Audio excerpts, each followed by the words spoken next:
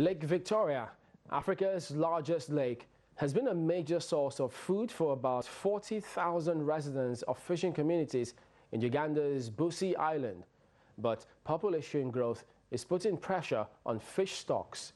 A new project is working to help to turn the situation around. And here's our story. Fishing on Lake Victoria is a daily routine for many residents of Busi Island in central Uganda. Not too long ago, the likes of Peter Kabuka would have been returning after a night of fishing with a boat laden with plenty of fish. But that's not the case. Fish numbers have reduced drastically due to rapid population growth in the community. And they're now becoming aware of the need to practice family planning as a way of reducing pressure on the lake's fish stocks. I have to use family planning in my home because it reflects on the number of fish I catch. If I have a big family, I have to catch more fish to feed them all. It's not only the dwindling fish stocks that's affecting local economies. Human activities like felling of trees is also destroying the ecosystem. But a group of charity organizations is changing that by encouraging family planning and sustainable fishing techniques. 85% of the people in this island survive, or their mainly source of livelihood or economic activity is the lake. And we saw it fitting that the integrated activities could address the challenges being faced by this ecosystem. Residents now engage in sustainable farming practices, and families are taking antenatal care and family planning more seriously. Now they have manageable families. That is, they have enough food for their children, they have enough money to cater for their medical bills and also to pay for school fees for their children.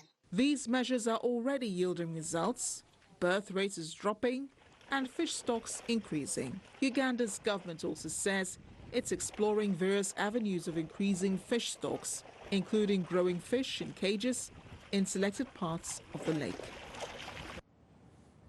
Well, another story about Africa's resources. Young Belgians with African roots are using tourism to highlight Belgian King Leopold II colonization in Central Africa, where his Congo Free State labor camp contributed to the deaths of millions. Here's reporter Mathman De Wolf.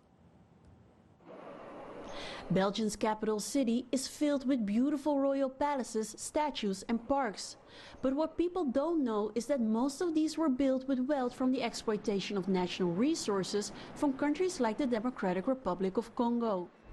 For a lot of people, we are born here, we live here for a long time. So we know the monuments, the name of the street, but we don't really know what's the meaning in the history of the Belgium. Adabunu is being trained to lead anti-colonial tours by Calvin Suarez Njal, a full-time high school teacher. He started the tours 3 years ago. He believes persistent discrimination and bad stereotyping in Belgian society can be fought if more people are aware of the colonial history that lasted until the 1960s. You see here, it's written that the building materials of this statue were a gift to Belgium. But actually, the truth is that they were extracted in the Congo, in Katanga's area. The anti-colonial tours are gaining popularity, and not only among citizens with African roots. Belgian history teacher Erik Virens was taken here by one of his students. I am very happy to participate in this tour because for me it's difficult to see my own city from an African perspective. I learned a lot of new things. There are about 400,000 Belgians with African roots, with the majority from the area that is now the DRC. Marta van der Wolf for VOA News, Brussels. Well, and that's our show for today. Be sure to watch Africa 54 at voaafrica.com. You can find all our shows there and get the world's top news stories. I'm Vincent McCory in Washington. Well, we look forward to bringing you another show next week. Check out Channel's website too. It's channelstv.com for all our local news and program information anytime, any day. I'm Chamberlain Uso. Thank you for watching.